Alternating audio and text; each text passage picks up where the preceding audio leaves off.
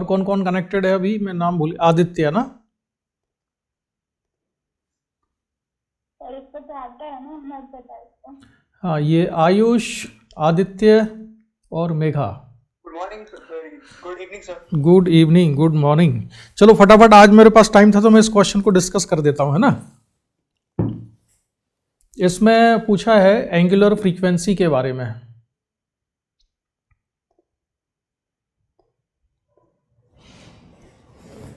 तो बताओ sir. Sir मैंने कैसे किया, मैं बताऊं सर? हाँ बताओ बताओ। सर देखिए सर, पहले इसमें एफबीडी से ड्रॉ कर ली। तो फिर मैंने जो फोर्सेस थे वो इक्विलिब्रियम पे ड्रॉ करके उसका इक्वेशन लिख लिया सर। Very good. फिर मैंने एनर्जी कंजर्वेशन यूज किया। अच्छा ठीक है। सर वहां से सर फिर एनर्जी को डिफरेंशिएट भी किया होगा ना, एनर्जी कंजर्वेशन की इक्वेशन लिख के उसको डिफरेंशिएट किया होगा, है ना। Very good. तो चलो अब तुमने एनर्जी से कर लिया है तो मैं फोर्स से बताता हूँ। अब मैं एनर्जी से नहीं बताऊंगा, ठीक है। क्यों मेघा, समझ में आया? इस एनर्जी वाला करना है कि फोर्स वाला? सर मैंने एफबीडी बना दिया था, तो एनर्जी को तो समझा कर समझ में आया। चलो तो पहले फोर्स से ही कर देते हैं। तुमने वो एफपीडी वगैरह बना लिया है ना, तो फोर्स से ही करते हैं, चलो, है ना। तो कि सबसे पहले मैंने मान लिया कि ये जो ब्लॉक हैं दोनों ए और बी, जो ब्लॉक हैं, जो सारा सिस्टम है ये इक्विलिब्रियम में है। अगर ये सारा सिस्टम इक्विलिब्रियम में है तो ब्लॉक बी ऑलरेडी कुछ नीचे आ चुका होगा। कितना नीचे आ चुका होगा? मैं इसको मान लेता हूं कि ये आ चुका है एक्स नॉट के बराबर नीचे, इन एक्स नॉट, ये ब्लॉक बी। तो मैं ब्लॉक बी का अगर फ्री बॉडी डायग्राम बना दूं यहाँ पर, तो ब्लॉक बी के फ्री बॉडी डायग्राम में कौन कौन से फोर्सेस हो जाएंगे? एक तो एम जी लग रहा होगा और ऊपर टेंशन लग रहा होगा। जो टेंशन यहाँ पर लग रहा है, हमेशा मान लेते हैं कि ये टेंशन टी नॉट है, तो ये भी टी नॉट होगा, ये भी टी नॉट होगा, और यहाँ कितना होगा? Two T naught. तो टू टी नॉट हो गया, ठीक है। तो अब हाँ, यहाँ से एक इक्वेशन हमको मिल जाएगी, two T naught equals to M G के बराबर। This is equation number 1। Two T naught equal to M G आ गया, ठीक है। अब ए का फ्री बॉडी डायग्राम बना लेते हैं जरा। तो ए पर कौन कौन से फोर्सेस लग रहे होंगे? थोड़ा जल्दी कर लेते हैं क्योंकि तुम लोग सारा ये एक साल पहले पढ़ चुके हो। तो एक तो एम जी साइन थीटा लग रहा होगा यहाँ पर, और टेंशन लग रहा होगा टी नॉट। और कौन सा फोर्स होगा बोलो? हाँ, स्प्रिंग फोर्स कितना होगा? इसमें जो गलती नहीं करेगा उसको इनाम मिलेगा।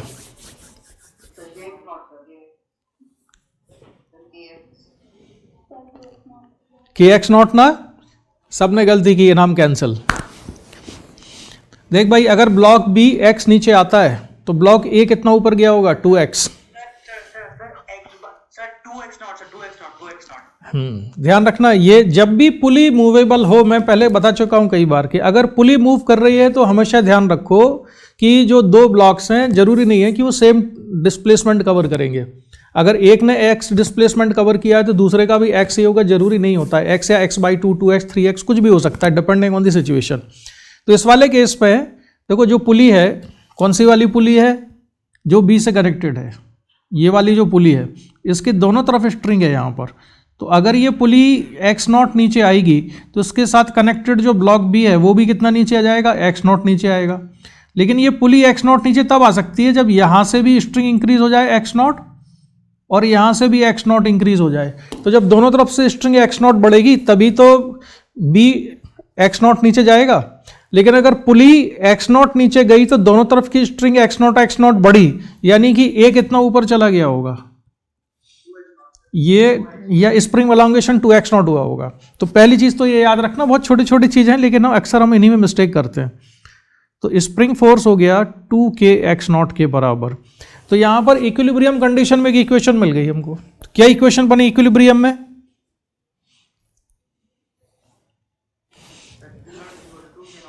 इसको हम लिख सकते हैं T naught equals to 2kx naught plus mg sine theta. यह है इक्वेशन नंबर 2। और अब मैं ये पुली वाला सिस्टम हटा दूँ यहाँ से, और मुझे इक्वेशन नंबर 1 और 2 से सिंप्लीफाई करने से क्या इक्वेशन मिल जाएगी? हम सर टी की वैल्यू सर एम की वैल्यू डाल देंगे बाई 1 एंड 2, इक्वेशन नंबर 1 और 2 से हमको मिल जाएगा 2t0 कितना हो जाएगा? 4kx0, 4kx0 plus 2mg sine theta equals to mg। ये है इक्वेशन नंबर 3। ये जो इक्विलिब्रियम कंडीशन की जो इक्वेशन आती है, इस इक्वेशन का उपयोग क्या होता है, कहाँ पर काम आती है? ये हमेशा कैंसलेशन करने काम आती है अगली स्टेप में, जब हम ब्लॉक को फिर थोड़ा डिस्प्लेस करेंगे, है ना। तो अब मैं क्या करता हूँ, इस ब्लॉक बी को फिर मैं मान लेता हूँ कि किसी आर्बिट्रेरी सिचुएशन में डिस्प्लेस्ड है कितना, यहाँ से x के बराबर। तो इसमें टोटल डिस्प्लेसमेंट कितना है इस समय? x plus x0 plus x के बराबर।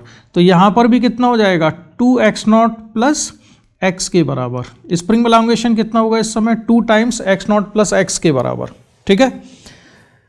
अब ब्लॉक बी का फ्री बॉडी डायग्राम बनाऊंगा मैं, लेकिन ध्यान दो इस समय टेंशन बदल चुका होगा। अब टेंशन T0 नहीं होगा। जब ये ऑसिलेट कर रहा होगा तो ड्यूरिंग ऑसिलेशन में बात कर रहा हूं। जब ब्लॉक बी का ऑसिलेशन चल रहा है, जब ब्लॉक बी का ऑसिलेशन चल रहा है तब ये अपनी मीन पोजीशन से कितना दूर है? किसी इंस्टेंट पर x डिस्टेंस दूर है। ये x0 नहीं है, ये x है। कितना दूर है ये अपनी मीन पोजीशन से? x। तो जब ये मीन पोजीशन से x दूर है उस समय टेंशन की वैल्यू T0 नहीं होगी, कुछ और होगी। तो चलो हम फिर फ्री बॉडी डायग्राम बना लेते हैं ब्लॉक बी का। तो ग्रेविटेशनल फोर्स लग रहा है नीचे, ऊपर जो टेंशन लग रहा है उसको मैंने क्या मान लिया? T। तो T ना लेके मैं ना इस वाले टेंशन को भी चेंज करता हूँ। ये जो टेंशन T0 था इसको मैंने लिखा T। तो स्ट्रिंग में यहाँ पर टेंशन हो गया T, ये T हो गया, तो ये हो जाएगा 2T0, 2T के बराबर। तो वर्टिकली अपवर्ड डायरेक्शन में टेंशन हो गया 2T। अब न्यूटन सेकंड लॉ से क्या इक्वेशन लिखेंगे इस पर ब्लॉक बी पर? बोलो। Net force equal to mass into acceleration. क्या इक्वेशन बन जाएगी बताओ फटाफट। गलत, इसको लिखो 2T minus mg equal to. यार मैं तुमको 11th क्लास से रटाते रटाते थक गया ये बात कि हमेशा जिस डायरेक्शन में एक्सेलरेशन होगा उस डायरेक्शन के फोर्स को पॉजिटिव लेके और उसकी अपोजिट डायरेक्शन वाले को नेगेटिव लेके हम इक्वेशन लिखते हैं। इससे इक्वेशन में बहुत ज़्यादा प्लस माइनस का ध्यान नहीं रखना पड़ता। सिंपल सा रूल फॉलो करते हैं कि जिस डायरेक्शन में एक्सेलरेशन है उस डायरेक्शन का force positive low.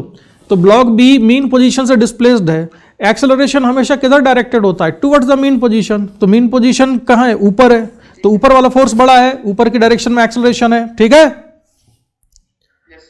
So 2T minus mg equal to m/ab ये आया। अच्छा, जिसने क्वेश्चन भेजा था उसकी आवाज नहीं आ रही, तुमको मालूम है जब तक बीच बीच में तुम लोग यस सर और हाँ ना नहीं करोगे, डाउट नहीं पूछोगे, तब तक मैं आगे नहीं बढ़ूंगा। समझ में आ रहा है?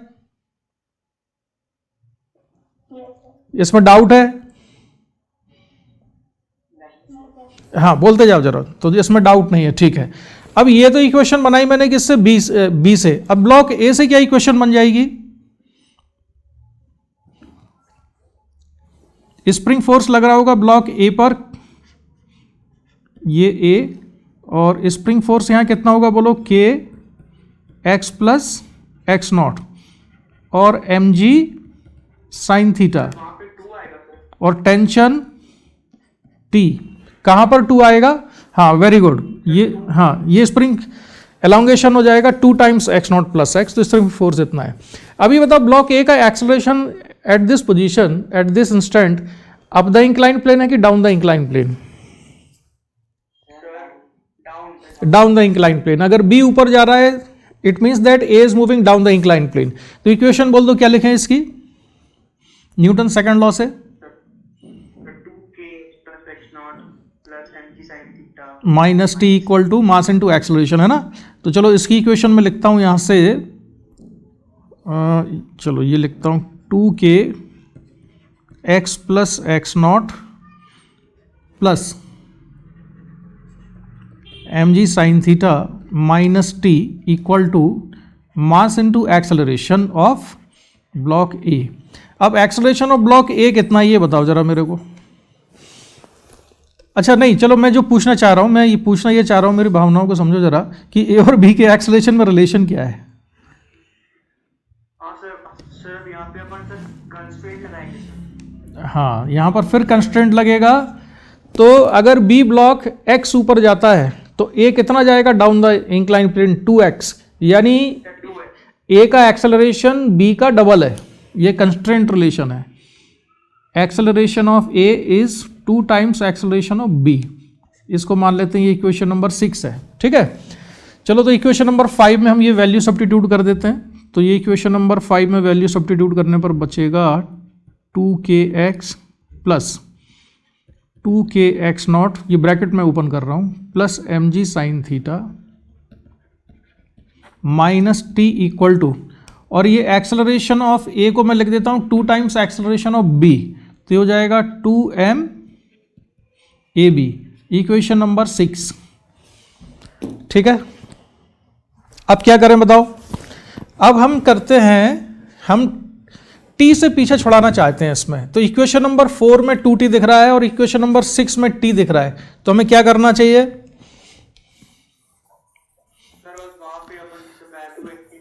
हम क्या करते हैं, 2 से मल्टीप्लाई कर देते हैं इक्वेशन नंबर 6 को और उसको 4 में ऐड कर देते हैं। 2 से मल्टीप्लाई कर देते हैं पूरी इक्वेशन में। तो ये मैंने इंटू 2 किया, यहाँ पर इंटू 2 किया और ये भी इंटू 2 किया, ये 2t हो गया और ये कितना हो जाएगा 4mab, है ना।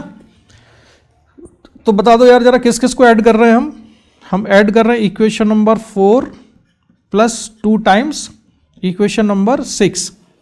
इन दोनों को ऐड करने पर कितना बचेगा 4kx, ये वाली टर्म 4kx, ये 4kx0, ये 2mg sine theta plus 2mg sine theta minus 2t, और इसमें जो 2t था ये वाला 2t और ये वाला 2t, ये दोनों 2t हो गए कैंसिल, लेकिन ये वाला mg इसमें बचेगा, तो माइनस mg इक्वल्स टू, यहाँ पर mab था और ये कितना हो जाएगा 4mab, तो ये हुआ 5mab के बराबर। ठीक है, कोई डाउट इसमें। इक्वेशन नंबर 7, इक्वेशन नंबर 7 में और इक्वेशन नंबर 3 में क्या कर सकते हैं इससे। मैंने बताया था इक्वेशन नंबर 3 जो आती है सिंपल हार्मोनिक मोशन की, कोई भी क्वेश्चन हो, इक्विलिब्रियम कंडीशन से हम जो इक्वेशन बनाते हैं वो आगे कैंसिलेशन करने काम आती है। तो यहाँ पर ये जो 4kx0 plus 2mg sine theta, यानी ये 4kx0 plus 2mg sine theta, ये किसके बराबर है mg के, तो ये दोनों हो जाएंगे कैंसिल। ये दोनों कैंसिल हुए तो 5mab इक्वल्स टू कितना हुआ 4kx, तो एक्सेलरेशन ऑफ b कितना हो गया 4k upon m into x.